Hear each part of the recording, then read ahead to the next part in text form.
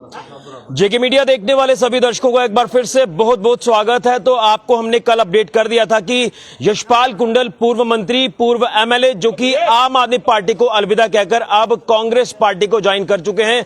कल दिल्ली में जो तस्वीरें आपने देखी ज्वाइनिंग की, उसके बाद आज यशपाल कुंडल जो है वो जम्मू वापस पहुंचे और यहां पर उनका वार्म वेलकम किया गया। आप तस्वीरों में साफ तौर पर देख सकते हैं। मैं कुछ देर में आपको यहां कुंडल साहब से भी मिलाऊंगा, लेकिन तस्वीरें आपके सामने। यहां पर वार्म वेलकम किया जा रहा है कांग्रेस के तमाम नेताओं द्वारा यहां जम्मू में उनके घर पर, और यहां पर तस्वीरों में आप देख रहे हैं कि यहां पर फूल मालाएं पहनाकर जो वो कुंडल साहब का स्वागत किया जा रहा है। लेकिन सवाल कई सारे हैं, वो मैं सवाल भी आज पूछने की कोशिश करूंगा कुंडल साहब को कि आखिर क्या कारण रहे कि आपने पैंथर्स पार्टी को छोड़ा, उसके बाद आम आदमी पार्टी को भी छोड़ दिया, क्योंकि ये कहा जा रहा था कि ये काफी ईमानदार नेताओं की पार्टी है। लेकिन क्या कारण रहे ये जानने की कोशिश करेंगे, और कांग्रेस को ज्वाइन किया इसके पीछे भी मैं कारण जानूंगा। आपका बहुत बहुत स्वागत है। आपने पैंथर्स पार्टी को छोड़ा था और आपने खुद कहा था कि ये मेरा घर है। उसके अंदर जो अंतरकला जागी, उसके बाद आपने एक फैसला लिया कि नहीं, मुझे आम आदमी पार्टी में ज्वाइन करना है। आम आदमी पार्टी बड़ी तेजी से जम्मू कश्मीर में जो वो दस्तक दे रही थी। तमाम दिग्गज नेता अलग अलग पार्टी को छोड़कर आम आदमी पार्टी में आए, और आपने भी कहा कि ईमानदार नेताओं की पार्टी। लेकिन ऐसा क्या कारण हुआ कि अब आप आम आदमी पार्टी को भी आपको छोड़ना पड़ा और कांग्रेस का दामन थामना पड़ा? देखिए, इससे पहले आपने खुद कहा कि मैं पैंथर पार्टी से था, और जब आपने देखा कि जब उनके घर से ही मुनगोटिया जी 1 साल पहले ही चले गए थे, भीम सिंह के जाने के बाद पार्टी में जो आपने देखा कि वो सभी लोग, हम जो था वो आम आदमी पार्टी में चले गए, मुनगोटिया जी बीजेपी में चले गए थे। तो उसके बाद हमने यही फैसला लिया कि केजरीवाल जी ने पंजाब में, दिल्ली में अच्छे काम किए हैं, वहाँ पर जाएंगे, और हम खुद गए दिल्ली में, आम आदमी पार्टी का दामन थामा। लेकिन आपने देखा होगा कि जिस पार्टी का ऑफिस ही जम्मू कश्मीर में बंद हो जाता है, आज तक कभी किसी ने, दिल्ली की पार्टी ने किसी को जिम्मेवारी नहीं दी कि कौन इसको चलाएगा। और उसके बाद बहुत से नेता जो है, मेरे से बड़े सीनियर नेता जम्मू कश्मीर में जिनका कद है, उनके जाने के बाद भी इन्होंने कभी नहीं सोचा कि क्या बात हुई, कभी मंथन नहीं किया। और आज जहां तक दफ्तर बंद है, कोई एक्टिविटी नहीं हो रही है, और जम्मू के लोगों को उम्मीदें हैं कि जम्मू के जो नेता, इनसे उम्मीदें हैं। आज जो जम्मू के लोगों के ऊपर मुसीबत बनी हुई है, ये पार्टी बदलने की नहीं है, ये दोबारा गुलामी से आजादी की ओर ले जाने की है। आपको पता है कि 1885 में जब कांग्रेस का फाउंडेशन हुआ, जब कांग्रेस का नींव पत्थर हुआ, तो उसके बाद देखा हिंदुस्तान जो आजाद कराने में सबसे बड़ा रोल जो है वो कांग्रेस का था। और उसके बाद जब देश आजाद हुआ, तो देश में आपने देखा हुआ, हमने देखा है कि सभी के कच्चे घर थे, रोड नहीं हुआ करते थे, कोई मशीनरी नहीं थी, कोई इन्वेंशन नहीं थी।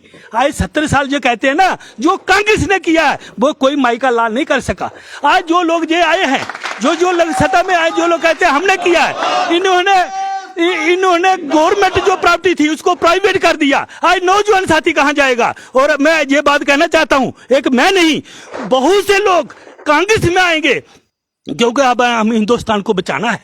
जो हमारे गांधी जी ने सपना देखा था, सेकुलर भारत, सबका भारत, हिंदू मुस्लिम सिख ईसाई का जो नारा दिया था, आज हमको वो समाप्त करना होगा। ये छोड़िए कि कौन किस पार्टी में है, ये देखिए कि हिंदुस्तान एकजुटता कैसे रहेगा, हिंदुस्तान को कैसे बचाना है। जो हमारे बुजुर्गों ने एक सपना देखा था, जो इसको आजाद कराने में कुर्बानियां दी थी, उसको देखते हुए आज ये हमने निर्णय लिया है। नहीं, आपने देखा राहुल जी का सैक्रिफाइस है कि वो प्राइम मिनिस्टर नहीं बन सकते थे, वो प्राइम मिनिस्टर नहीं बने। राहुल जी का सैक्रिफाइस है कि उन्होंने झूठ नहीं बोला।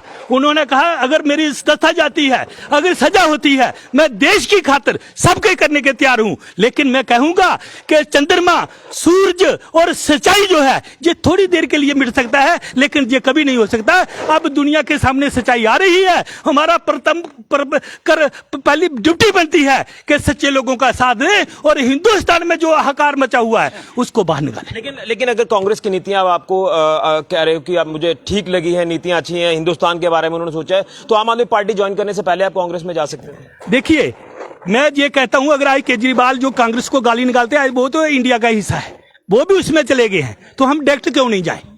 क्योंकि ऐसे भी तो अलायंस हुआ है, ठीक है ना। अगर केजरीवाल को कांग्रेस की पॉलिसी अच्छी लग सकती है, अगर वो दल का हिस्सा बन सकते हैं, तो हम डायरेक्ट जाते हैं। हम इंटरेक्ट क्यों जाएं? वो बड़ी पार्टी है, वो हिंदुस्तान की पार्टी है।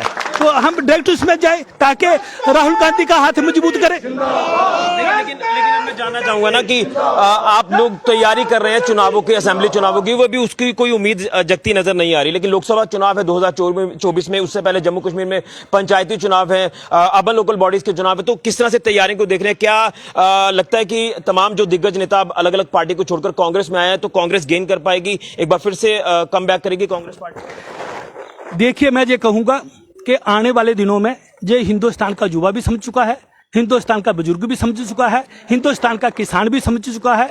तो मैं यही कहूंगा कि अभी एक बहुत बड़ा परिवर्तन आएगा, दोबारा वही हिंदुस्तान आएगा और बहुत से लोग जो है, बहुत से नेता जो हैं वो अलग अलग पार्टियों में आएंगे, कांग्रेस में आएंगे। और आने वाले समय में मैं ये कहूंगा आपको कि जितना मर्जी जे मैं कहना नहीं चाहता कि अखबारों में दे लें, ये कर लें, वो लेंगे, सच्चाई सामने आएंगी। और आने वाले एमपी का इलेक्शन भी आएगा, अर्बन लोकल बॉडी का इलेक्शन भी आएगा, पंचायत का इलेक्शन भी आएगा। अगर रहा सही ये जमहूरियत रही तो एमएलए का इलेक्शन भी आएगा, उसमें आपको परिवर्तन देखेगा। एक पर्सनल सवाल भी रहेगा। हर्षदेव जी जिस तरह से वापसी कर चुके हैं पैंथर्स पार्टी में, तो क्या कांग्रेस ज्वाइन करने से पहले आपने कोई ऐसा मन बनाया था कि मुझे भी घर वापसी करनी चाहिए? देखिए, हर्षदेव जी एक बहुत बड़े सियासतदान है, बहुत ही अच्छे लीडर हैं। तो हर्षदेव जी का मेरे से उनकी बात नहीं हुई, लेकिन मैं आज भी उनकी कदर करता हूं क्योंकि वो एक लर्नड सियासतदान है, मांझे हुए सियासतदान है। तो मुझे ये पक्का यकीन है जो भी वो फैसला लेंगे वो सही होगा। चलिए, तो यहाँ पर यशपाल कुंडल जी ने ज्वाइन कर लिया है। आपसे भी जानूंगा, इन शॉर्ट जानूंगा, अब कांग्रेस पार्टी का कद क्या आपको लग रहा है कि बढ़ना शुरू हुआ है और आने वाले वक्त में एक कम बैक जो वो कांग्रेस पार्टी करेगी? देखिए, कुंडल साहब का कांग्रेस में आना जो है वो एक कांग्रेस की खुशकिस्मती है। और ये जैसे आपने कहा कि कांग्रेस कम बैक करेगी, मैं कह रहा हूँ कांग्रेस आज से ही कम बैक करेगी। कुंडल साहब कोई बाहर के नहीं है, कुंडल साहब को घर वापसी की है हमने। आपने देखा होगा कुंडल साहब के जो आगे फादर मदर हैं वो भी कांग्रेसी थे, हमने कुंडल साहब को घर वापस ही लाया है। ये छोटी छोटी क्षेत्र पार्टियां जो हैं, हमने इनको कहा, रिक्वेस्ट करी कि कुंडल साहब आप कांग्रेस के साथ चलें ताकि इकट्ठे होकर मिलजुल कर हम बीजेपी की जो गलत नीति हैं, जो गरीबों के खिलाफ जो नीति हैं, देश के खिलाफ जो नीति हैं, हम इकट्ठे होकर एक दूसरे का दामन हाथ थामकर और इसके खिलाफ चल सके और अपनी जनता को न्याय दिला सके। बिल्कुल कुंडल साहब, एक सवाल ये रहेगा कि भाजपा जो है वो आरोप प्रत्यारोप जो वो सियासत में चलते रहते हैं, लेकिन भाजपा जो वो कांग्रेस के ऊपर लगातार कटाक्ष करती है या तमाम विपक्षी पार्टियां भाजपा पर कटाक्ष कर रहे हैं, तो क्या कुछ हालात जो बने हुए इसको लेकर किसको जिम्मेदार ठहराते हैं? देखिए, जब आपने कहा कि रो प्रतिरोध ये चलता रहता है, आपने देखा कि जब बेटा जन्म लेता है और बड़ा होता है तो अपने बाप को कहता है आपने मेरा क्या किया, कहते हैं ना, मैक्सिमम हमें सुनने आता है आप क्या हो, पहले क्या था। लेकिन ये पता नहीं किन परिस्थितियों में वो, जब उन्होंने पहले रहे होंगे, कोई काम काज नहीं थे, कोई इरिगेशन के साधन नहीं थे, हिंदुस्तान इतना डेवलप नहीं था, उसके होते हुए भी आपने देखा कि आज हमारा भारत जो है वो कहाँ पहुंचा है। ये जो नेता लोग एक पॉलिसी बनाकर 4 बम पाकिस्तान में रहते हैं और थपथपाई करते हैं। इंदिरा गांधी ने 1971 में बांग्लादेश को अलग कराया था, वो थे बोल्ड लीडर। तो मैं ये कहूंगा कि ये बात अलग है कि मैंने आज तक मैंने यही कहा कि जो 70 साल में पार्टियों ने बनाया था और इन्होंने 7 साल में उनको बेचा है। अगर हम ये कहेंगे पब्लिक प्रॉपर्टी जब प्राइवेट प्रॉपर्टी हो जाएगी ना, तो ये हमारा नौजवान क्या करेगा, हमारा यूथ का क्या होगा, ये देखने की बात है। तो यही हम कहेंगे कि अगर पैंथर पार्टी लगी, वो भी सेकुलर पार्टी थी, वो भी हिंदू मुस्लिम सिख सारगा ले चलती थी।